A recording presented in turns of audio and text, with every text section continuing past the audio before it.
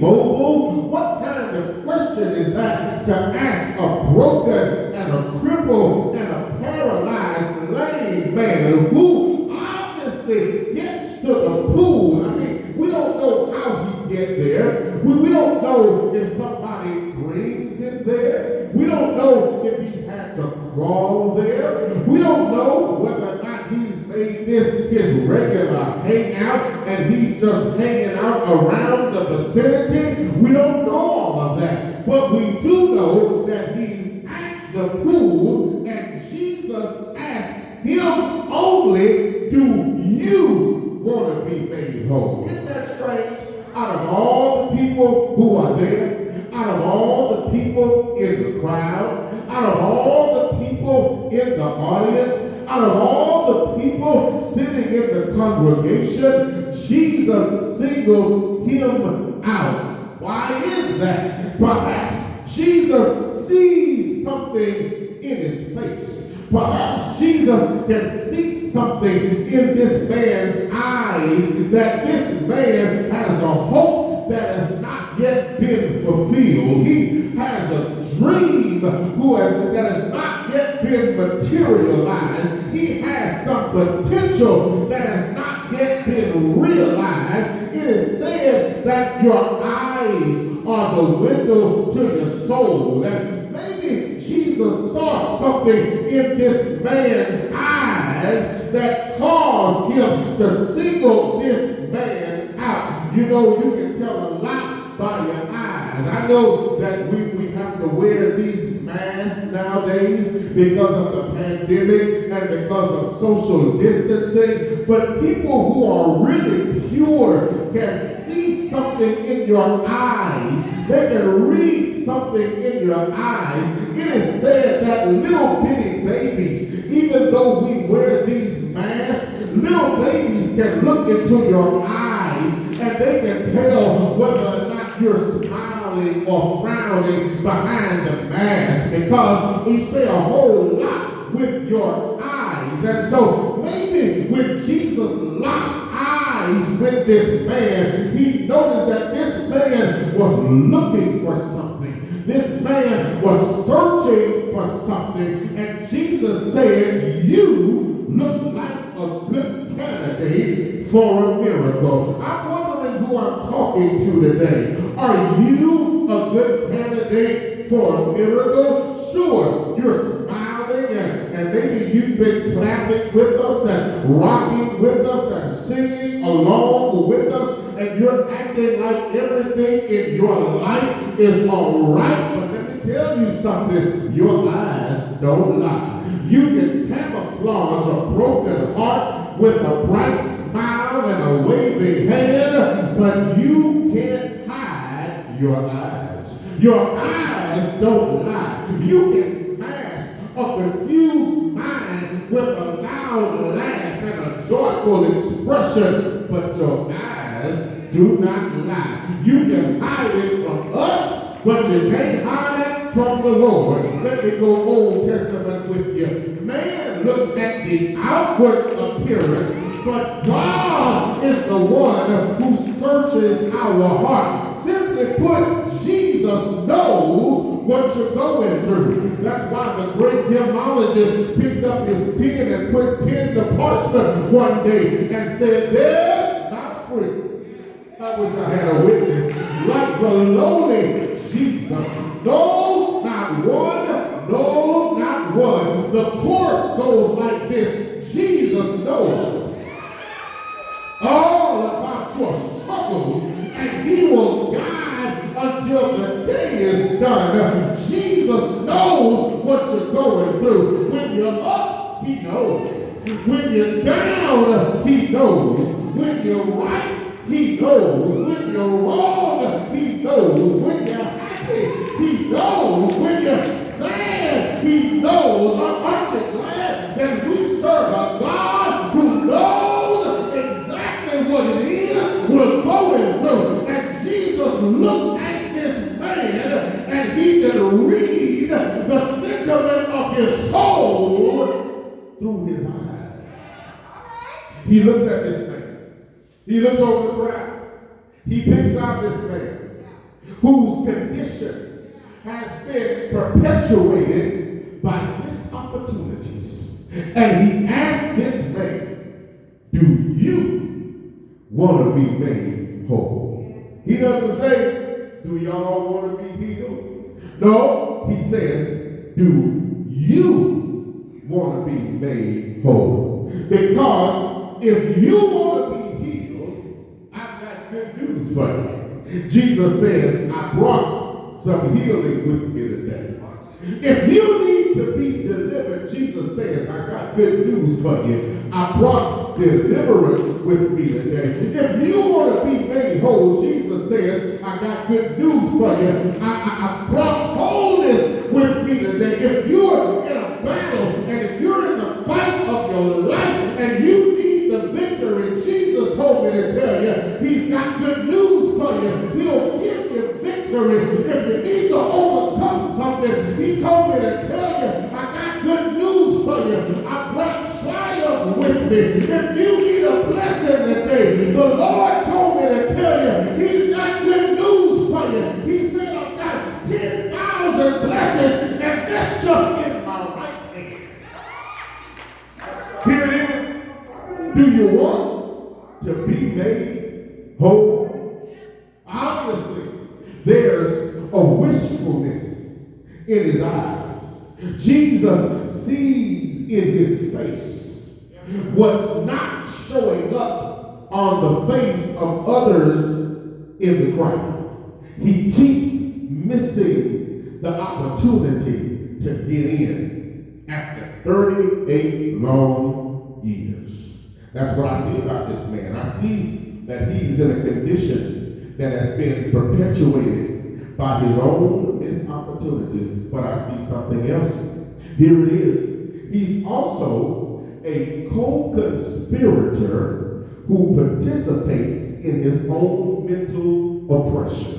Don't miss that. He's a co-conspirator who participates in his own mental oppression. Let me break it down. In other words, watch this. He's been around the pool so long that he's become hung up on getting into the pool. Dr. Gilad, don't miss that. He's been around the pool so long that he's actually become obsessed with getting into the pool. Right. Pastor, how do you know that? I know that because rather than answering the Lord's question, he comes up with an excuse. Jesus says, hey, do you want to be made whole? Here's his answer. Well, every time I'm trying to get in the pool, sounds just like us, doesn't it? Jesus asked a simple question. It's a simple yes or no question. Would you like to be made whole? His answer is, every time the water is troubled and I'm trying to get in the pool, while I'm coming, somebody else cuts in front of me. Sir, would you like to be healed today? Well, every time I'm trying to press my way, somebody else gets in front of me. Sir, would you like to be able to walk today? Well, while I'm crawling and while I'm trying to get in the pool, sir, the question is, would you like to get well? Well, while I'm trying to get in the pool, somebody jumps in before I do. But wait, that's not the question. Jesus is not asking you, would you like to get in the pool? Are you with me? He's asking, would you like to be made whole? Can I drop my ankle right here for just a little moment? The question is, do you want it? Jesus is saying, I want it for you. But the question is, do you want it? Have you ever met anybody like that? You know, you want it for them, and if you wanted it for them, would get them healed, they would be healed. But that's just not how it works. You got to want it for yourself. The question is, would you like to be made whole? See, let me tell you something.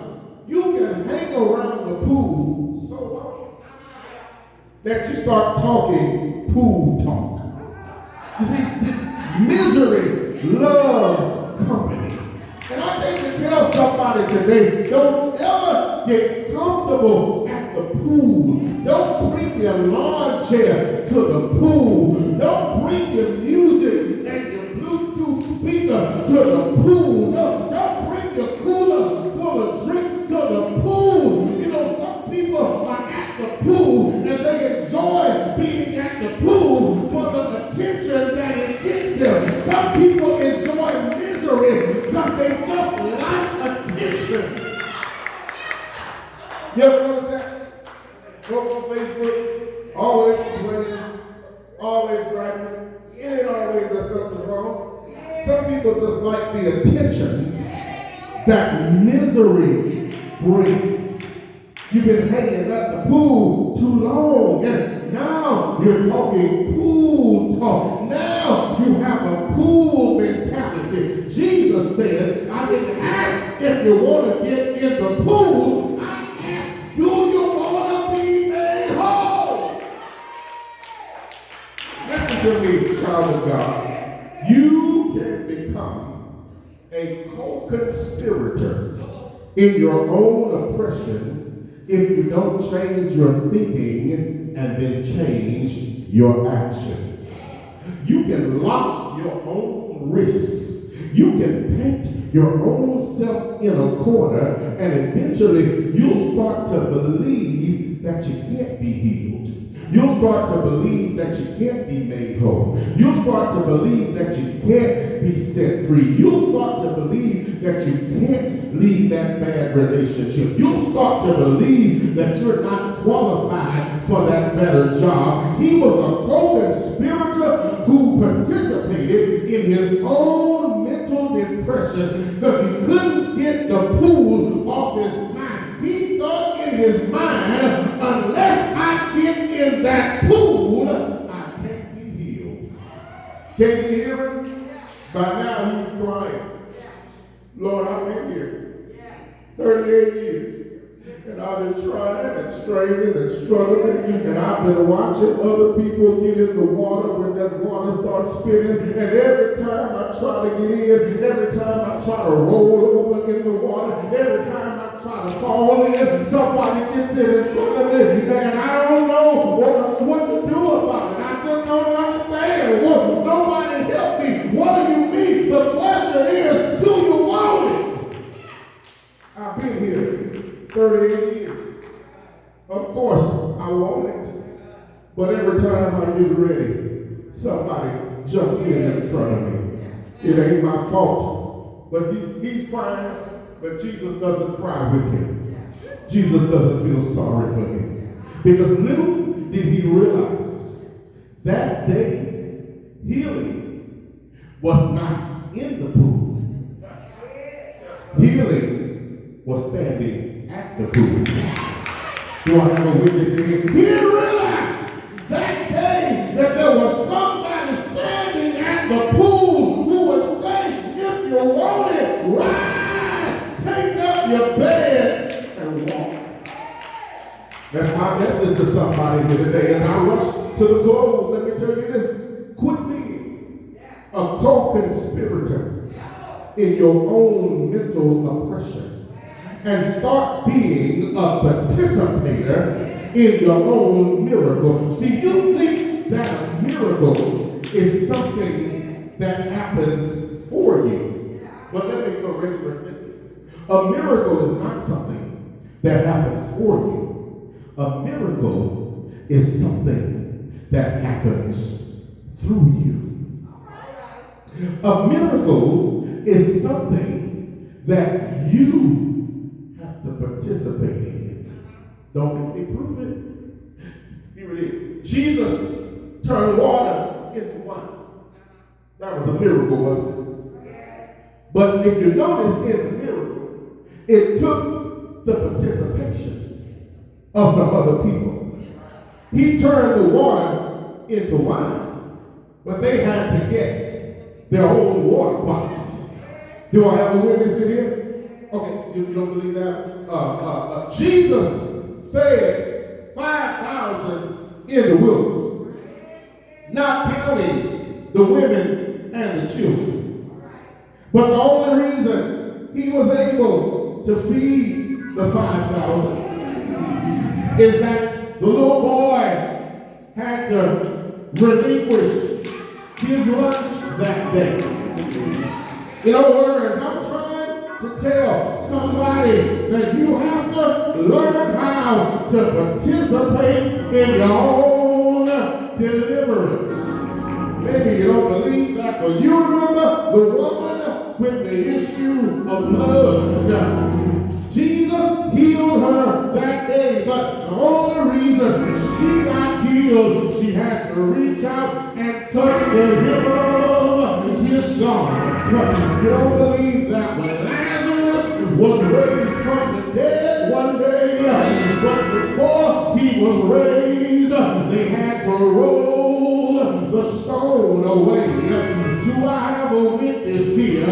Jesus healed the blind man, but before he got healed, he had to go to the pool of Bethesda and wash his eyes. Do I have a witness?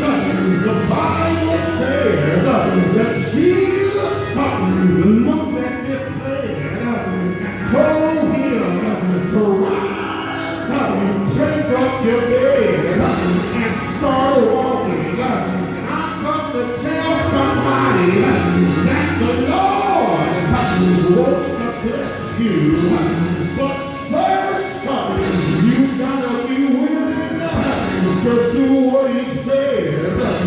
Jesus said, get up, take up your bed, and walk. I've come to tell somebody that I don't know what your situation is, but you gotta move before the Lord moves. You want the job, first you gotta get up.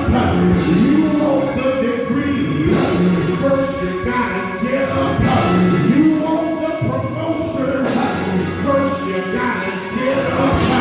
You gotta take charge and take control of your own destiny. I'm closing now. Praise the Lord. Bless you real good. I'm trying to tell you, he was in a condition that was perpetrated by this opportunity. He was a co-conspirator who participated in his own physical oppression. But the last thing I want to tell you today, he was cured and he presented his miracle openly. I'm through. But first, he tells the man to rise. But he says something else. I don't want you to just rise. I don't want you to just get up. But I want you to reach down, grab your bed, and walk around with your bed. I want you to hold what's been holding you for 38 years. Walk around with your bed. Isn't that peculiar? Why didn't he tell the man, throw your bed away, walk away from your bed? Why would he tell the man, pick up your bed and walk around with your bed? I believe that's the reason the Lord tells him to walk around with your bed. It's because while you're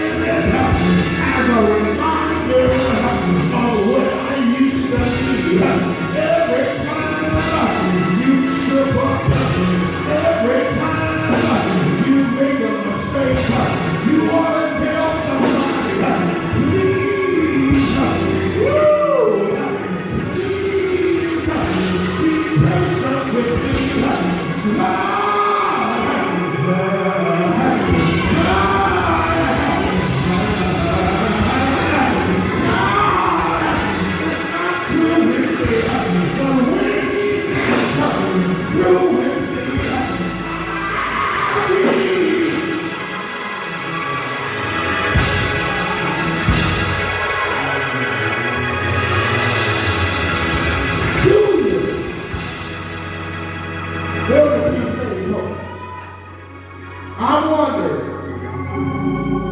is there anybody out there who's a good candidate for a miracle? Listen, let me tell you something. You've been holding on to that thing too long. That's right. Let it go. You've been in that situation too long. Let me tell you something. Jesus is walking by you right now.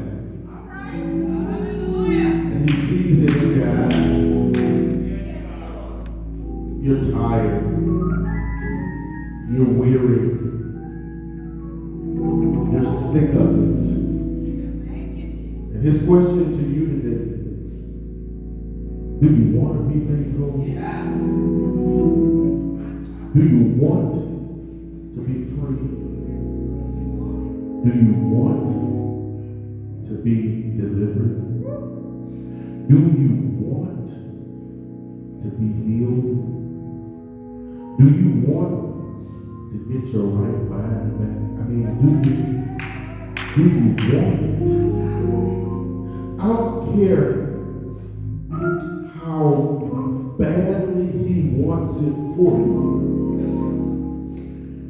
You're going to have to participate in your own deliverance. You got to do something. The question to you is, are you going to do it? I hear that music, Shari, come here. Somebody needs to hear this.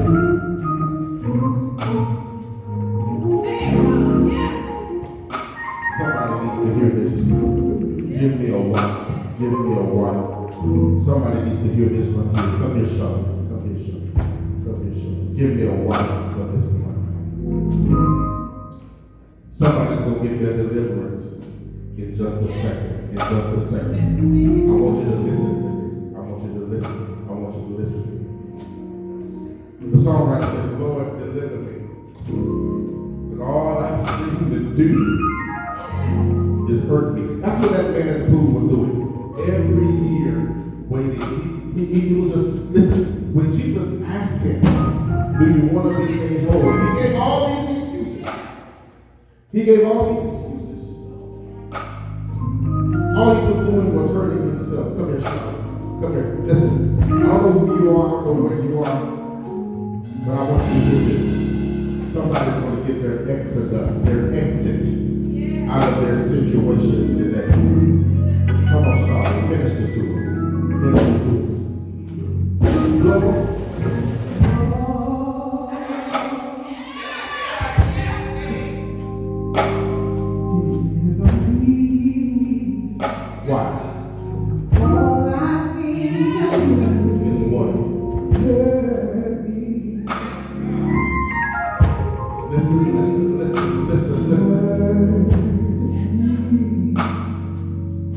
Do it low again. Do it low again.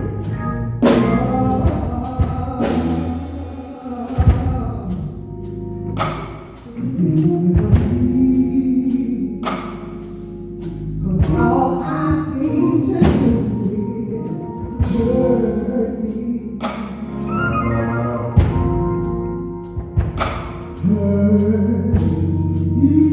I know you can do it. Give it to us.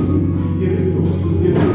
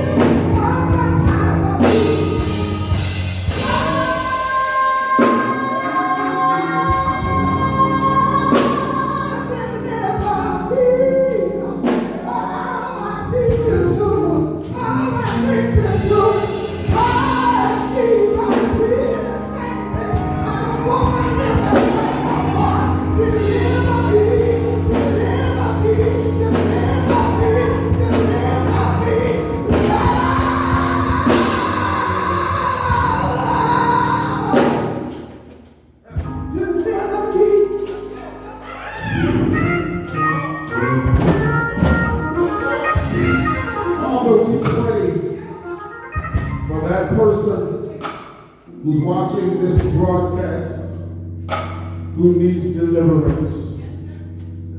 I believe God. They're a good candidate for a miracle.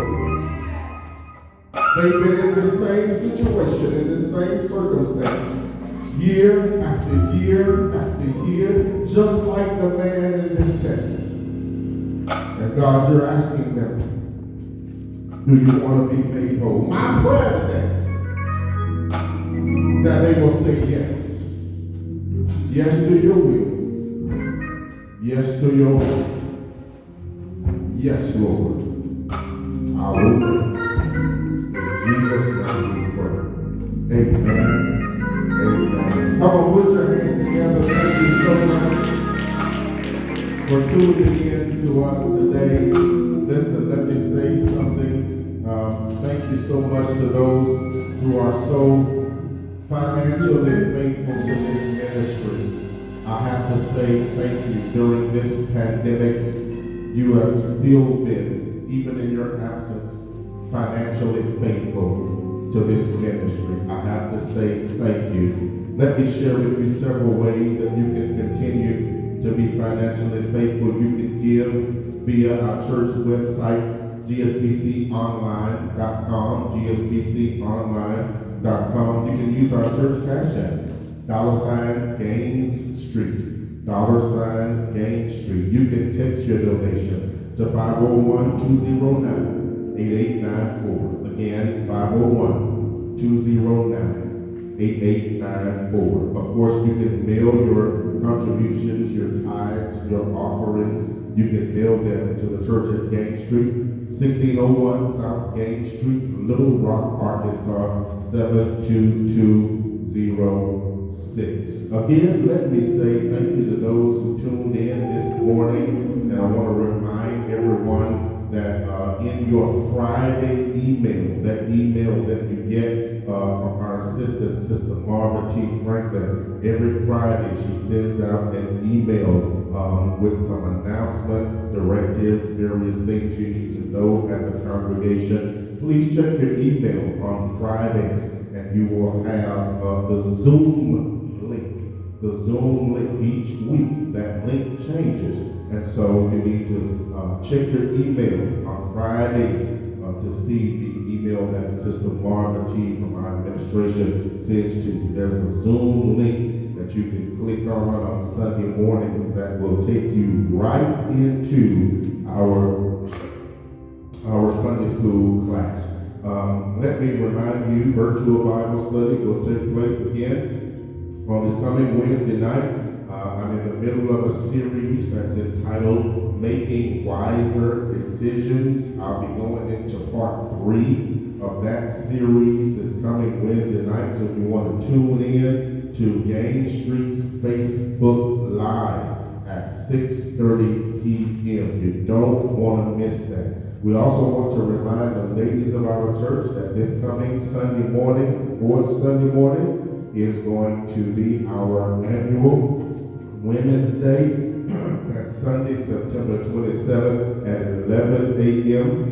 Our very own Sister Sandra Seymour is going to be the speaker. Our very own Sister B.J. Woods is our very effective and efficient women's ministry leader. We want you to tune in 11 a.m. It will take place on Facebook Live. Let's be in prayer for those who are sick among us. Let's be in prayer for those who are suffering bereavement.